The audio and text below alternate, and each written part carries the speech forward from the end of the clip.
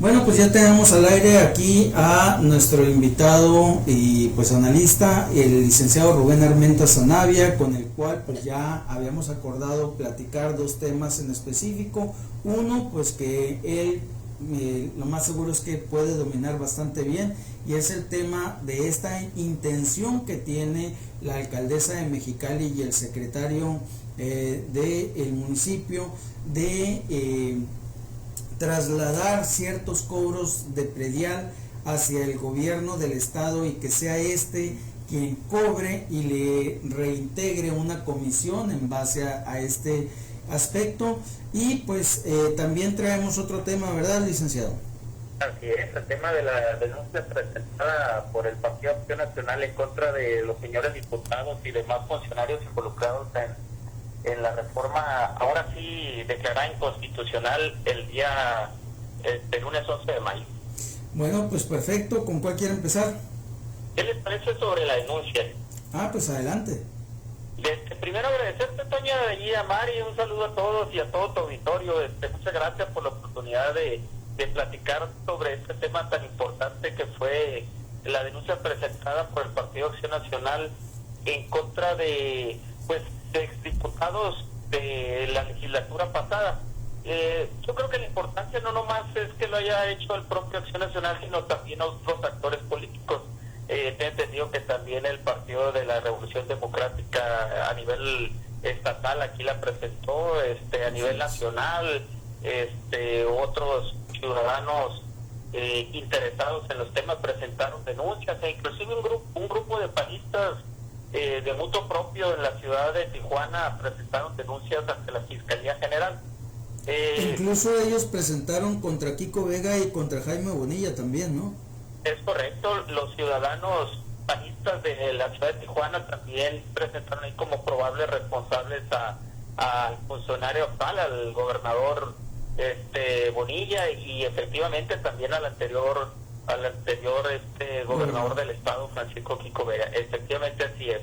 Yo creo que es muy importante el antecedente, al menos por el tema interno de Acción Nacional.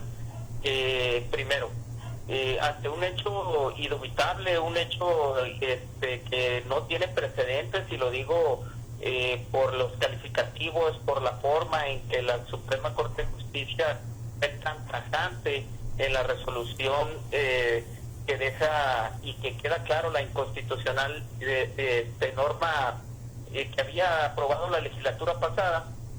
El hecho de que se hable de calificativos, como ya lo habíamos comentado en otra ocasión, de atropello, traición, obviedad, ilegalidad, simulación, maquinación, fraude, en fin, un número de adjetivos. Qué bueno que el Partido Acción Nacional, independientemente de que ya había iniciado y llevado a cabo la expulsión de los diputados que eran miembros activos del PAN, los más ciudadanos, pues ellos solos se retiraron, ¿no? No sé si recuerdan que estaba la exdiputada Bentley, que allá aparece ahí como funcionaria dentro de la administración de Bonilla, de Morena. La diputada de Trini Vaca, que también se retiró del grupo parlamentario del PAN. En fin, de Mónica Hernández, la chula, que efectivamente también aparece como funcionaria de Bonilla. Independientemente de eso, el PAN hace lo propio y presenta una denuncia penal contra estos funcionarios, contra toda la legislatura que votó, todos los diputados que votaron esta reforma inconstitucional, y también contra el gobernador del estado y el propio secretario de gobierno actual. Es una denuncia donde señala 3 posibles comisiones de delitos. El primero es la coalición de servidores públicos, el segundo el delito de cohecho, y el tercer delito es un delito federal muy delicado, que es precisamente el que se refiere el artículo 7 de la Ley General en materia de delitos electorales, ¿no? En el cual dice que es muy realza aquella persona que atente contra la libertad del sufragio o perturbe el orden o el libre acceso a los electores al proceso electoral, ¿no? Yo creo que son 3 delitos delicados, vaya la redundancia, nosotros creemos bajo la prueba más idónea que fue presentada, que es la propia resolución de la Corte, junto con todo el anexo de argumentaciones y elementos en los cuales los mismos ministros de la Corte señalan pues el ataque indiscriminado a la Constitución Política de los Estados Unidos Mexicanos, ¿no?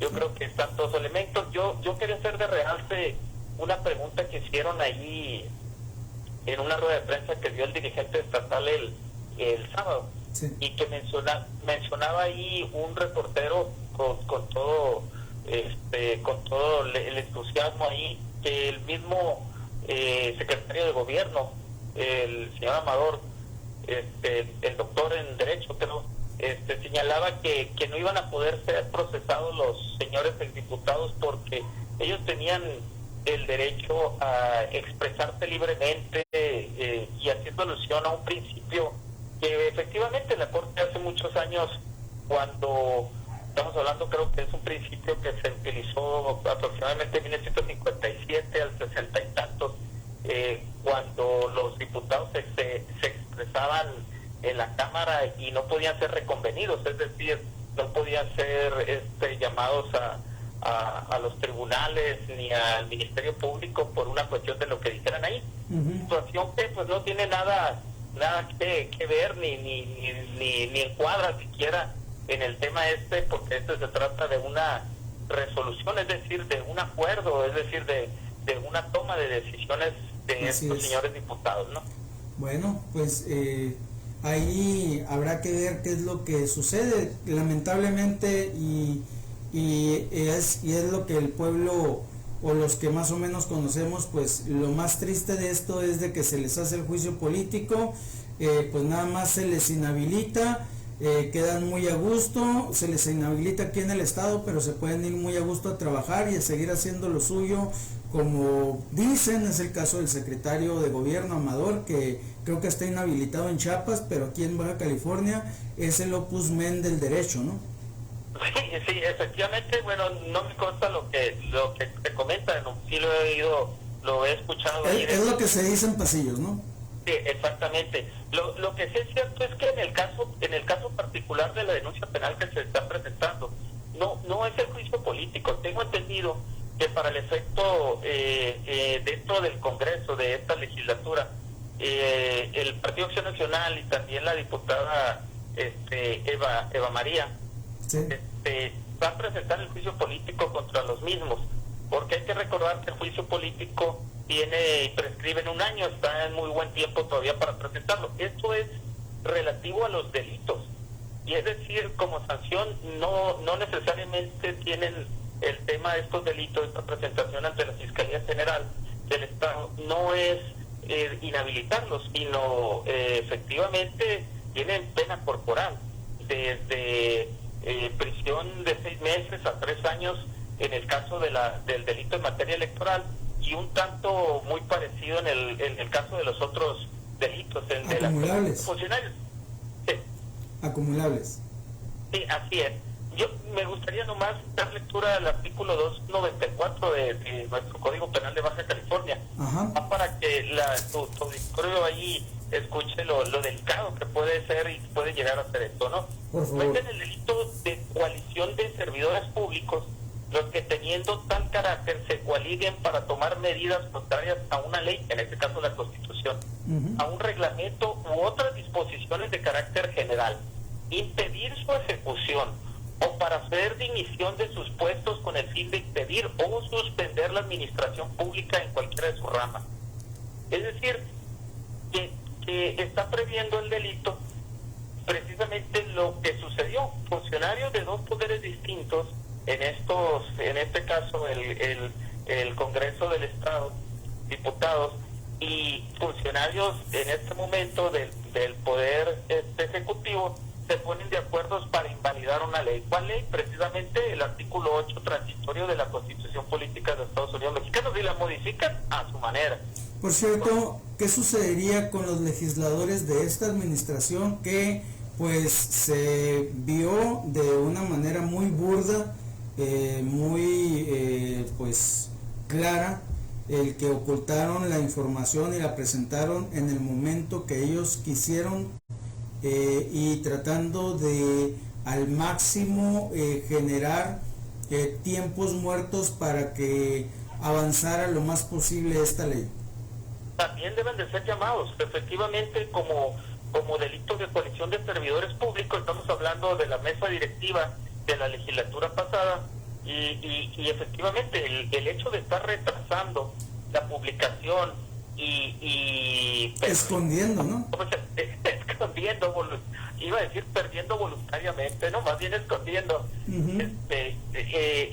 este decreto del Congreso para impedir la impugnación de tal reforma.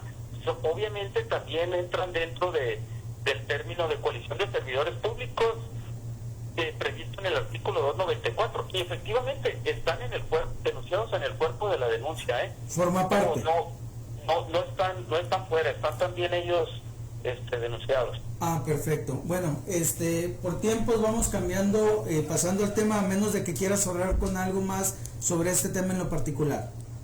No, agradecer y decirles que no se va a quedar así. Obviamente tenemos la conciencia de que se trata de una Fiscalía General donde se encuentra, a decir por la propia Constitución local, de un fiscal general autónomo. Sin embargo, pues tenemos plena conciencia de que este fiscal nace precisamente de un gobierno emanado de Morena, con una mayoría de Morena, y de que al final de cuentas quien benefició o intentó beneficiar esta reforma inconstitucional fue precisamente al gobierno de Morena. Tenemos conciencia de ello, pero sabemos que existen instancias legales también para empujar que las cosas procedan y sean y se cumpla la ley, como sucedió ya con esta reforma inconstitucional. O sea que consideras que esto también puede llegar a la Suprema Corte de Justicia.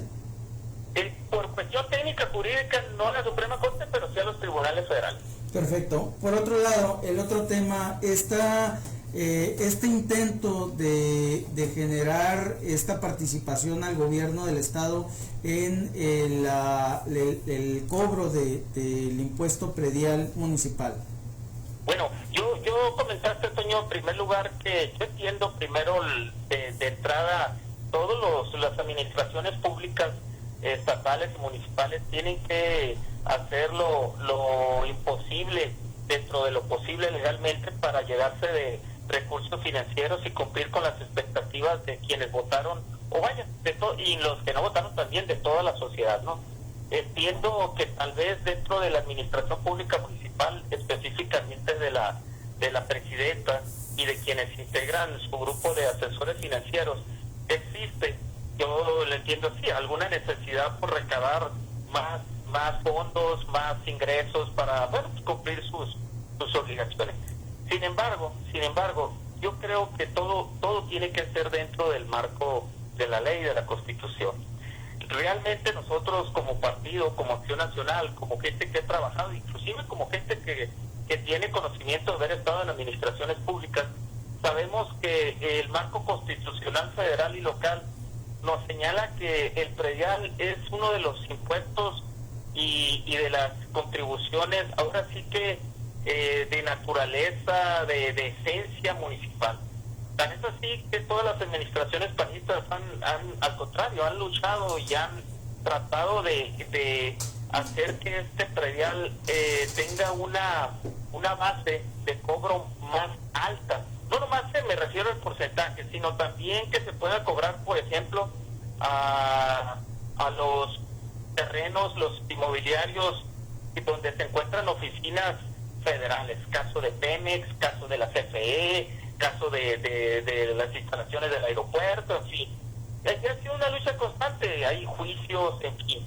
Nos llama mucho la atención que en esta ocasión, donde la presidenta municipal debería al revés, de empujar y tratar de hacer viable el tema de estos cobros, e inclusive de cobros de terrenos de gobierno del estado, que por alguna u otra razón a veces dejan de cobrarse. Estamos hablando de que también hay lugares donde se entiende que es probable y es posible que el cobro del predial, que en esta ocasión al revés, ¿no?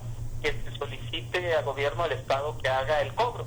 De entrada, como persona preocupada, la presidenta municipal por adquirir más ingresos, pues no se le ve ninguna contradicción en materia jurídica, ya que pues, también está hablando de celebrar un convenio, en fin, ¿no? Que se va a ver, que se va a cubrir con la cuota jurídica. Sin embargo, repito, nos llama la atención y nos causa cierto malestar el tema de que por qué no el ayuntamiento lleve a cabo su trabajo normal, teniendo un grupo importante dentro de la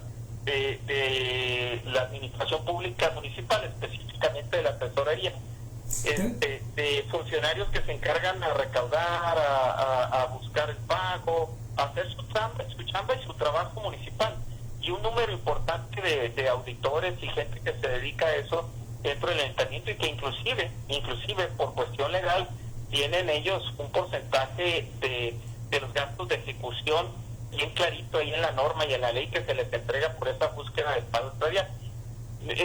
No lo sé, yo consulté con los señores regidores y muy consternados porque me dicen que ni siquiera no les habían entregado el documento que se iba a firmar, y mucha falta de información al respecto. Hablando de eso, el regidor Héctor Ibarra Calvo mencionaba que iba en contra de un artículo constitucional, que nada más había un decreto, al parecer, en el que en ciertos ayuntamientos que carecen de esa capacidad o que son por la relación demográfica que tienen, se imposibilita a los ayuntamientos por el escaso recurso que tienen, que en esos casos, pero con ciertas especificaciones que no cumple Mexicali, sí era procedente hacer el cobro de esa manera. De otra manera no. Y viene de la reforma cuando se crea la ley del régimen, son los artículos transitorios y también la misma reforma constitucional, que según recuerdo más o menos fue en 1999 de 2000, y uno de los puntos específicos es que se tenía que declarar que se encontraba imposibilitada la administración municipal para hacer el cobro. Es uno de los que señala el regidor Héctor. Sí, y esto, yo las cuestiones jurídicas creo que de alguna manera pudieran hasta en ciertos puntos ser salvables. Sin embargo, la naturaleza de este trabajo del predial, que es la más importante recaudación municipal, pues realmente no le encuentro ni creo que sea lo más factible para que suceda, ¿no? Máxime recordando lo que tú mismo y lo que el mismo regidor Héctor ha señalado, de que se encuentran elementos de personas, auditores, toda una estructura dentro de la Secretaría para llevar a cabo ese trabajo. ¿Qué necesidad hay de pagar al gobierno del Estado un porcentaje por esto? ¿Qué necesidad hay? Oye, pero pues si se pagó para la reestructura del crédito. Pues para allá iba. El punto que iba a comentar es que no nos gustaría que se trate de alguna situación que el gobierno del Estado esté obligando a la administración municipal para apoyar en otro tipo de situaciones financieras. ¿Se les adelantó el año de Hidalgo o qué pasa? Eso es lo que no nos gustaría, que ese tipo de situaciones se estén dando en un trabajo, pues ahora sí que es tan importante y tan necesario como es el trabajo del gobierno municipal, ¿no? Oye, hablando del año de Hidalgo y cambiándote poquito de tema, ¿cómo ves esta propuesta de Morena, que todavía no está en la Cámara de Senadores ni de Diputados, creo, pero la propuesta de Morena de que el INEGI revise el patrimonio e información fiscal de los ciudadanos? Completamente fuera de lugar, inconstitucional. Existe precisamente ya una autoridad, un órgano autónomo que está trabajando al respecto, que es el Coneval, que es quien tiene ciertas facultades para revisar los índices de progreso, de la pobreza, en fin. Y más que nada se trata de una intentona, porque, bueno, al menos intentona pública, ¿no? Pero todavía no se ha presentado ningún documento ante ninguna cámara. De llevar a cabo o de empezar a poner las bases de un gobierno con corte totalmente socialista o comunista, ¿no? Sería lamentable un retroceso para la nación, este tipo de situaciones que se den bajo un esquema completamente inconstitucional. Lo bueno es que ya nos dijo la Suprema Corte de Justicia que ahí sí hay autonomía y ahí sí hay materia para poder nosotros presentar y ganar cualquier juicio, pero yo creo que con la voluntad de los ciudadanos, del pueblo, puesta en las redes, en los cafés, en todo donde nosotros podamos impedir que eso procede, aún sin necesidad de presentar la controversia, llegar a ese punto, tener que presentar también una controversia de inconstitucionalidad por ese tema. Me llama la atención porque si hasta el Poder Judicial tiene que generar una orden de cateo, justificarla y todo, y en este caso que entre Chucho Pérez a ver, como dijo Xochitl Gálvez, qué marca de calzones tienes, ¿no? Claro, imagínense el crimen organizado, que últimamente, por cierto, los índices están por las nubes, los crímenes, increíble, ¿eh? La inseguridad pública está rapante en todos los lugares. El día de ayer precisamente un director general de un medio de comunicación importante de mi ciudad natal, de allá de Ciudad Obregón, fue baleado, ejecutado ahí, se dice que por el crimen organizado. Imagínense que X o Y persona pueda pasar a tu casa, meterse sin orden y empezar a revisar tus cajones, tu televisión, absolutamente como si fueras un vil criminal. Exactamente, imagínense qué grave, qué situación tan más grave. Pues sí, bueno, muchas gracias por tu participación, Rubén, y esperemos que la semana que entra poderte tener por acá con todas las medidas de protección, como ya sabemos, ¿no? Claro que sí, Toño. Primero Dios, y por ahí estaremos. Te comenté que ahora no podía, pero traemos ahorita una siguiente reunión vía medios electrónicos. Pero con mucho gusto, la semana que viene ahí nos vemos. De acuerdo, pues muchas gracias, nos vemos. Bueno, pues vamos a un corte comercial y regresamos con información nacional de Rapidín. El coronavirus es una familia de virus que causa enfermedades respiratorias en personas y animales, que en la mayoría